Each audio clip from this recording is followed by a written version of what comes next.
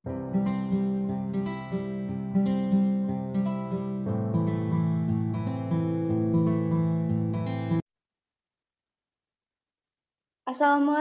warahmatullahi wabarakatuh. Waalaikumsalam Waalaikumsalam warahmatullahi wabarakatuh, Bu. Selamat pagi, bagaimana kabarnya hari ini? Baik, Ibu. Alhamdulillah sehat, Bu. Gimana dengan Ibu? Alhamdulillah baik. Oke, semoga kita selalu dalam keadaan sehat. Baik, sebelum memulai pembelajaran pada pagi hari ini, alangkah baiknya berdoa terlebih dahulu. Siapa yang mau memimpin doa? Saya, Ibu. Oh ya. Baik, teman-teman, untuk memulai pembelajaran pada hari ini, marilah kita berdoa menurut agama dan kepercayaan masing-masing. Berdoa mulai. Berdoa selesai. Ya, terima kasih ya Mbak. Oke, untuk mengecek kesiapan belajarnya, coba anak-anak raise hand menggunakan fitur di Zoom ini. Baik, semua berarti sudah siap untuk belajar ya. Coba, ada yang masih ingat nggak materi yang sudah kita pelajari minggu lalu? Saya, Ibu, Oh ingat. iya. Apa itu? Minggu lalu kita mempelajari materi tentang manusia, tempat, dan lingkungan di bab 1, Ibu. Wah, betul sekali. Selanjutnya, Ibu akan menampilkan video, mohon dicermati dengan baik ya. Berikut ini videonya.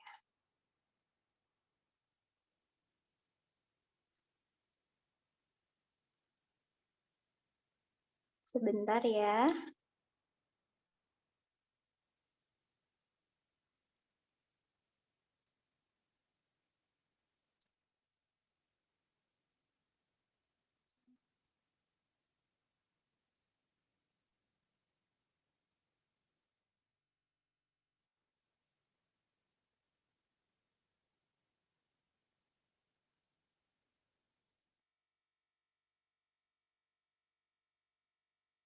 Ya, mungkin ini videonya agak pecah-pecah, tapi yang penting kita melihat apa yang aktivitas yang dilakukan yang ada di video itu.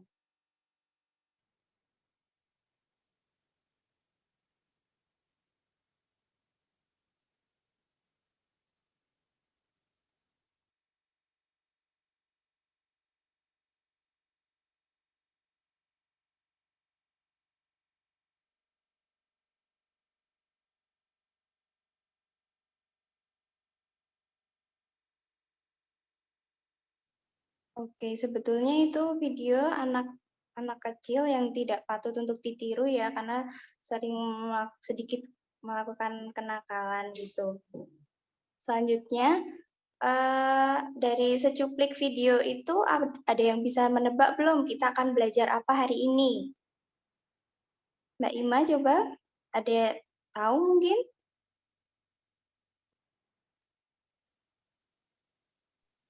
Belajar interaksi, Ibu. Iya, jadi pintar sekali ya, pasti tadi malam sudah belajar nih. Kita hari ini akan mempelajari pada bab 2, yaitu interaksi sosial dan lembaga sosial, meneruskan bab 1 kemarin, yang mana kita itu sekarang lebih fokus pada manusianya, yaitu interaksi sosial yang terjadi. Dari cuplikan video tadi merupakan contoh interaksi sosial yang terjadi antara guru dan murid. Jadi dalam rangka memenuhi kebutuhan pendidikan harus melakukan interaksi sosial. Maka orang tua kalian mendaftarkan kalian untuk sekolah, terus kemudian mematuhi peraturan dan semua hal terkait pendidikan yang diatur pada lembaga pendidikan. Jadi sudah sepatutnya anak-anak bersyukur ya masih bisa bersekolah walaupun secara daring ini gitu. Oke, selanjutnya kita mengetahui tujuan pembelajarannya terlebih dahulu sebelum mengupas tuntas pada bab 2 ini. Ada yang bersedia membacakannya? Saya, Bu. Ya, silahkan. Baik, tujuan pembelajaran yang pertama, peserta didik dapat menjelaskan pengertian interaksi sosial dan lembaga sosial. 2. Peserta didik dapat menjelaskan syarat-syarat terjadinya interaksi sosial. 3. Peserta didik dapat menjelaskan bentuk-bentuk interaksi sosial. 4. Peserta didik dapat menganalisis pengaruh interaksi sosial terhadap pembentukan lembaga sosial, Bu. Ya, terima kasih Mbak. Maka penting untuk mempelajari bab interaksi sosial dan lembaga sosial ini. Untuk apa? Ya, agar anak-anak dapat berinteraksi dengan orang lain secara baik, sehingga terhindarlah dari konflik sosial gitu. Sudah kita ketahui bersama bahwa manusia, kita sebagai makhluk sosial, di mana kita pasti membutuhkan bantuan orang lain, sebab semua itu yang kita butuhkan tidak dapat kita buat sendiri. Dengan demikian, manusia itu harus berinteraksi dengan manusia lain. Kemudian syarat-syarat untuk berinteraksi itu ada apa? Ada kontak sosial dan komunikasi sosial. Dan interaksi sosial ini dapat terjadi dimanapun dan kapanpun. Lalu apa yang dimaksud dengan interaksi sosial itu? Ada menurut John Lewis Gillin dan John Philip Gillin, interaksi sosial adalah hubungan-hubungan sosial yang dinamis yang menyangkut hubungan antara orang perorangan, antara kelompok-kelompok manusia, maupun antara orang perorangan. Sedangkan menurut Surjono Sukanto, interaksi sosial adalah proses sosial yang berkaitan dengan cara berhubungan antara individu dan kelompok untuk membangun sistem dalam hubungan sosial. Lalu, apa yang dapat kalian simpulkan dari pengertian interaksi sosial ini? Coba kemukakan menggunakan bahasamu sendiri. Apakah ada yang bersedia mengemukakan pendapatnya? Saya, Ibu. Ya, silahkan. Jadi menurut saya itu interaksi sosial adalah hubungan timbal balik antara manusia satu dengan manusia yang lainnya untuk memenuhi kebutuhan hidup, Ibu. Oke, bagus. Tepuk tangan untuk Mbak Fudoh ya ini. Oke. Next, di dalam kehidupan kita sehari-hari, kita berinteraksi sosial dalam bentuk yang beraneka ragam. Nah, Ibu akan membagi satu kelas ini dalam 3 kelompok. Jadi masing-masing kelompok itu beranggota 7 orang. Jadi absen 1 sampai 7 membahas bentuk interaksi sosial. Next yang di interaksi sosial ya. Membahas bentuk interaksi sosial kerjasama dan akomodasi, absen 8 sampai 14 membahas asimilasi dan kompetisi, absen 15 sampai 21 yang kontravensi dan pertentangan.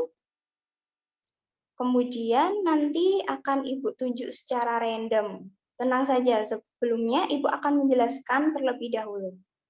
Jadi proses interaksi sosial yang asosiatif itu merupakan interaksi sosial yang mengarah kepada kesatuan pandangan. Bentuk interaksi sosial asosiatif ini terdiri dari kerjasama, akomodasi, asimilasi, sedangkan proses interaksi sosial disosiatif itu mengarahnya pada konflik yang dapat merenggangkan solidaritas kelompok. Bentuk interaksi sosial asosiatif terdiri dari kompetisi atau persaingan, kontravensi, pertentangan atau konflik gitu. Oke, sekarang bisa dimulai diskusinya, cari tahu apa itu akomodasi, apa itu persaingan. Ibu akan beri waktu 3 menit, silakan. Oke, sudah 3 menit ya ini. Coba perwakilan menyampaikan gagasannya. Ibu tunjuk ya. Absen 3, silakan. Mbak Ima. Baik, Ibu. Jadi untuk kerjasama atau cooperation adalah usaha antar individu atau kelompok untuk mencapai tujuan bersama. Contohnya itu ada belajar bersama, ada gotong royong, yang kedua itu akomodasi. Seperti itu, Ibu. Ya. Kemudian itu tadi sudah dijelaskan kerjasama dan akomodasi. Kemudian absen 12, Mbak Vera. Yuk. Ya, Bu. Jadi, asimilasi itu perubahan yang dilakukan secara sukarela dan ditandai oleh upaya untuk mengurangi perbedaan dalam masyarakat dengan mempercepat kesatuan untuk mencapai tujuan bersama.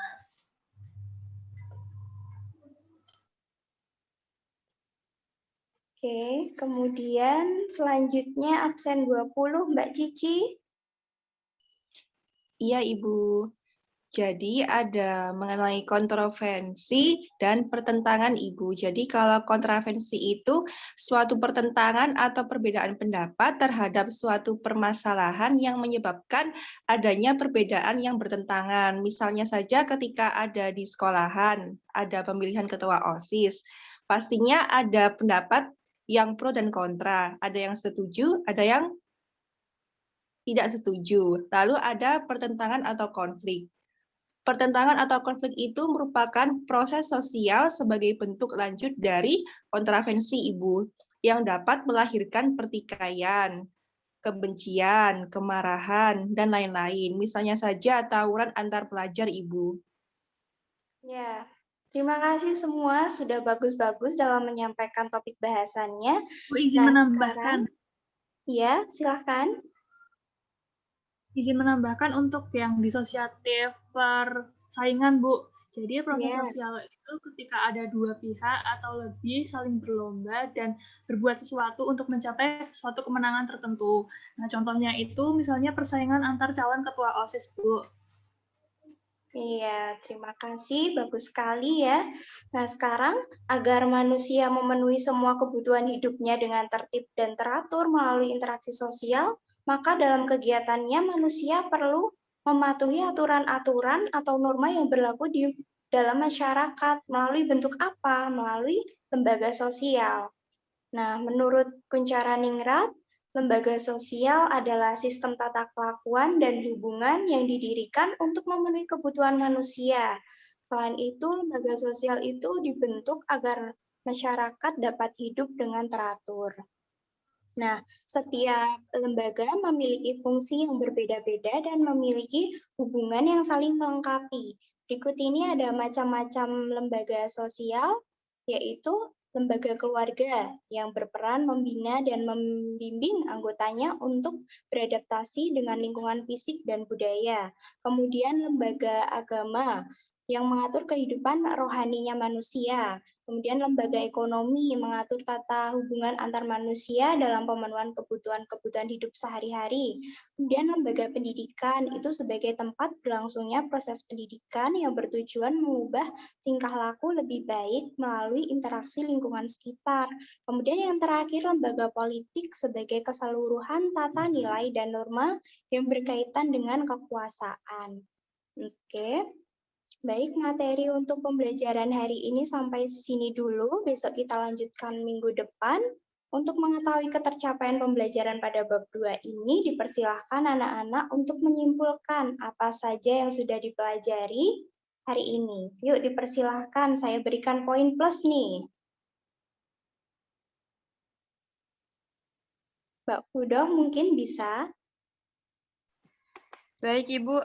Jadi, pembelajaran hari ini kita sudah belajar mengenai makna interaksi sosial, kemudian lembaga sosial dalam kehidupan sehari-hari, kemudian syarat interaksi sosial, dan bentuk interaksi sosial, Ibu. Iya, bagus sekali. Terima kasih, Mbak Fudoh. Sama-sama, Ibu.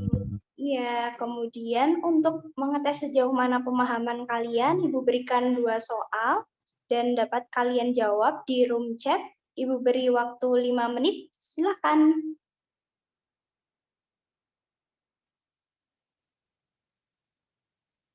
Oke, sepertinya sudah menjawab semua ya. Dan saya lihat ini tepat semuanya. Terima kasih sebelumnya. Selanjutnya anak-anak akan saya beri tugas untuk membaca materi minggu depan, yaitu bab 3 tentang aktivitas manusia dalam memenuhi pemenuhan kebutuhan. Baik, Ibu cukupkan sekian. Selamat siang, salam sehat, salam semangat. Wassalamualaikum warahmatullahi wabarakatuh. Waalaikumsalam warahmatullahi wabarakatuh. Sehat selalu, Ibu.